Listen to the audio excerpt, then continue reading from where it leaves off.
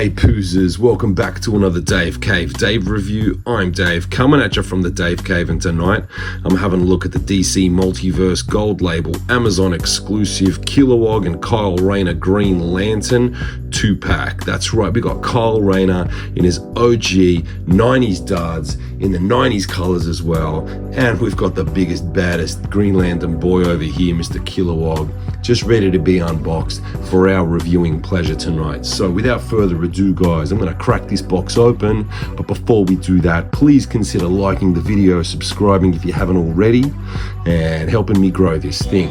With that out the way, guys, let's get into it. Let's do this.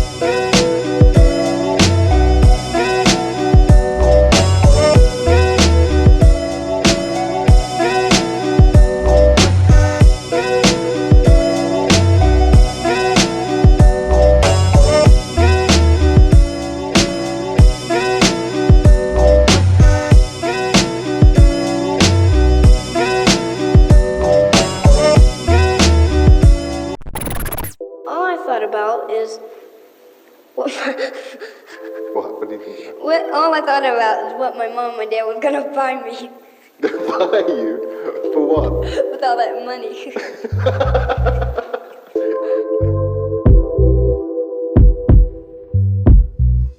With all that money.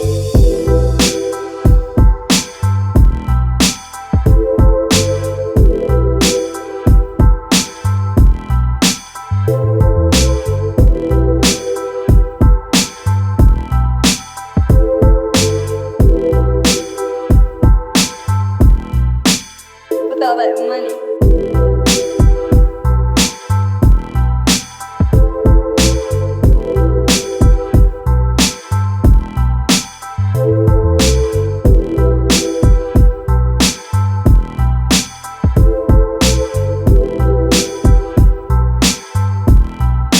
With all that money.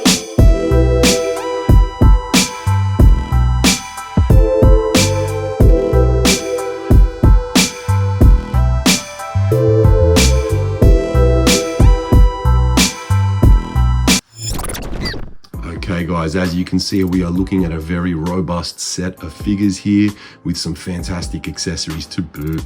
Now, I'll talk about the Kyle Rayner first before we get to the big guy. Kyle here is pretty much all reuse from his head to his toes, guys. This is the original gold label release, except in the darker colors that match much better with Kilowog here, the original John Stewart release, and the Hal Jordan from the Dawnbreaker 2-pack. So I am really stoked that I get to add this guy to my collection, not only because I didn't have the previous gold label, but because he's going to fit so much nicer on the shelf next to those other guys. Also, this 90s costume was my jam, and I just couldn't find the gold label here in Australia. Now, as far as his accessories go, really awesome accessories. Glad that I get to add the katana and the samurai armor to my shelf as well. I think that these are just a fantastic accessory for Kyle here. Kyle being a graphic artist, he's probably into comic books, so, you know, doing something kind of kitschy and nerdy like that is just exactly the kind of thing that he would do on the battlefield. And the big honking sword here we saw in the regular version as well, but this doesn't seem to fit in his hand very well. Well, not his left hand at least, but the right hand, the right alternate hand I should say, fits both of those swords much better than the other one does. So moving away from Kyle, let's talk about Kilowog, guys. This guy is fantastic. He's so big, he's so bulky, and you know, he poses like a dream. He's so good. He really reminds me of some of those bigger, chunkier Marvel Legends figures that are really nice to pose, you know, like the Spidey animated Rhino, or the Fantastic Four Thing, or you know, the Juggernaut or Blob from the X-Men stuff. So yeah, just one of those figures that just, you know, looks really chunky and you know, is really chunky, really beefy, really heavy, but has a surprising level of articulation and posability. Now, as far as the sculpted details go, this guy is rocking some fantastic textures all over his body. And just look at that head sculpt, guys. He looks absolutely sensational, nice and glossy, really pig-like there, with some really kind of subtle sculpting there for the wrinkles and the you know, the kind of glossier parts on his head. He really is just well done, guys. They've done my boy proud.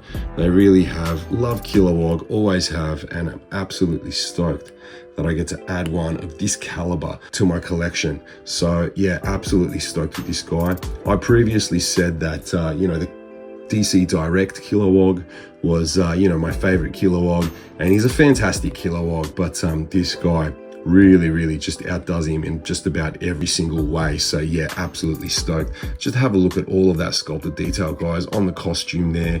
His hands look great, the ring looks fantastic in his hand, those boots look great, and you know what, we even have some really light paint touches here all over the costume.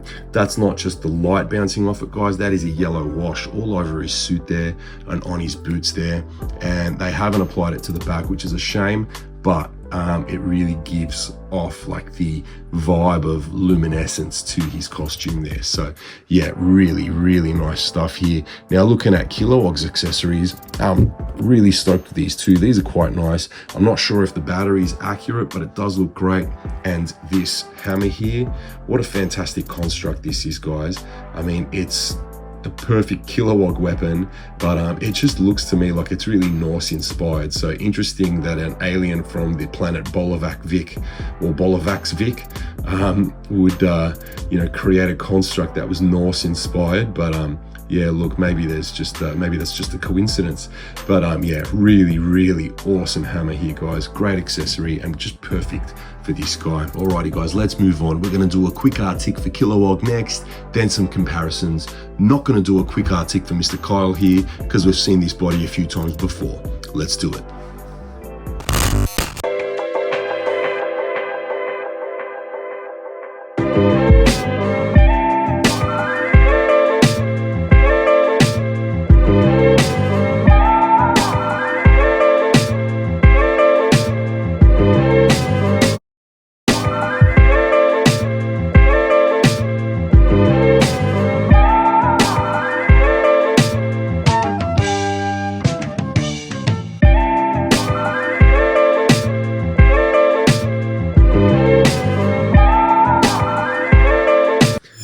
Alrighty, guys, time to see how the lads scale with some other DC Multiverse figures and other figures that aren't in the 7-inch scale. Okay, here we have some of the Blackest Night figures. On the left we've got the Batman, on the right we've got the Deathstorm, and creeping up the back there is the Blackest Night Superman. Over here we have the Kyle that was released previously, the regular release. I'm not sure if he's New 52 or Rebirth, but to me, right now, standing next to the new one, the colors on this guy look way off. Even the skin does. And yeah, I think this guy's going to go back in the tub, and this guy's going to take his spot on the shelf. Then over here, we've got the Hal Jordan Parallax. And right here, man, here we have just the boys, just the brothers. And I've got to say, this little image here just fills my heart with joy. This is absolute perfection, guys. All we need is Guy. All we need is Guy. And yeah, that's some good stuff right there. That's some good stuff. Moving on.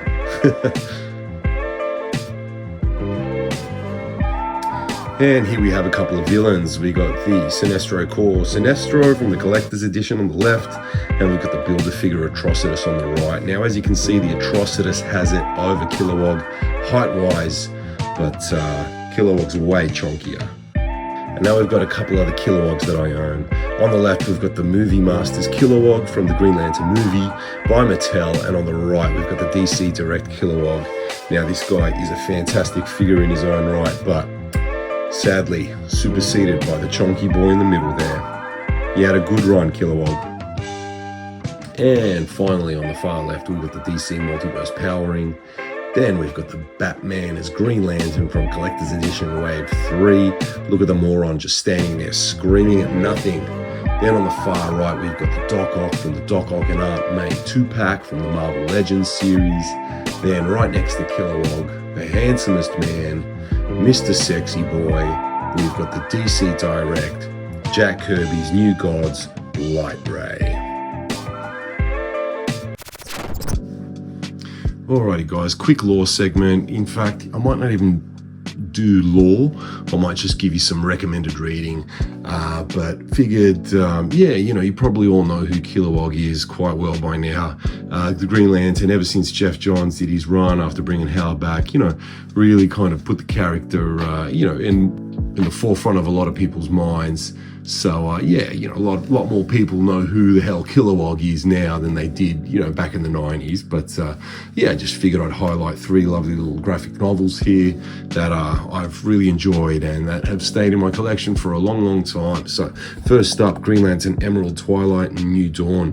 I'm not sure if you can get this anymore. You should be able to get it in an Omni or something, but if you've got a DC Universe Unlimited subscription, you should be able to get these issues. Basically, this is a story of Hal losing his mind, going Burko, and getting called back to Oa, and yeah, being told that he has to give his ring back.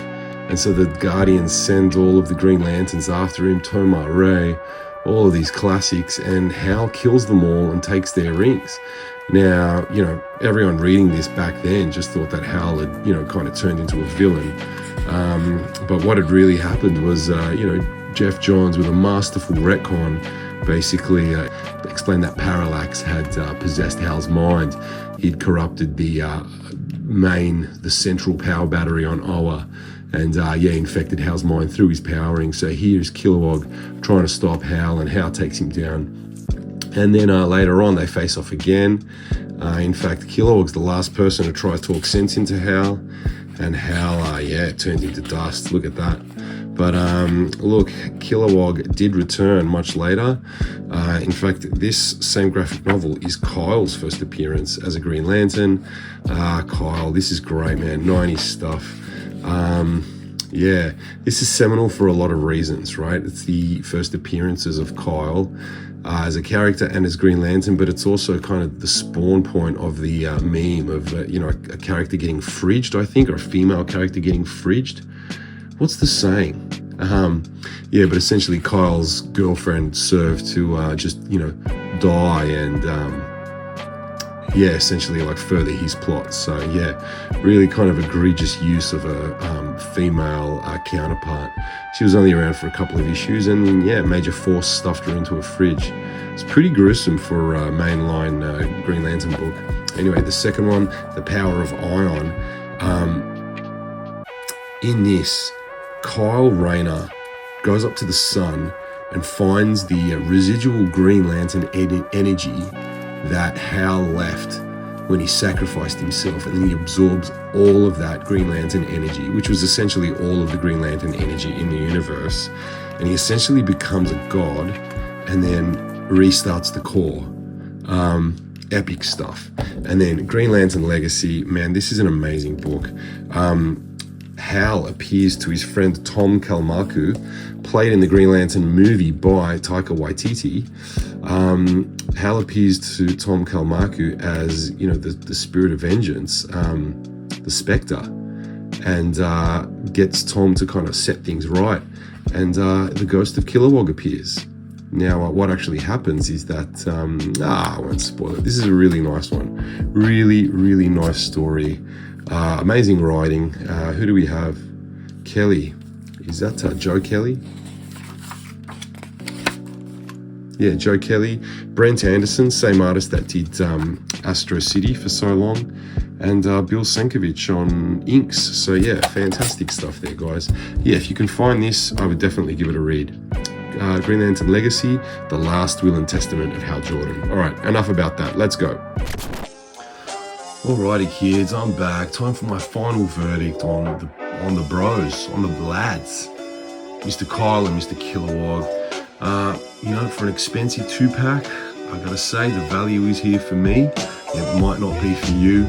You've just got to get out there and decide it for yourself, guys. But I'm quite happy that I purchased this set.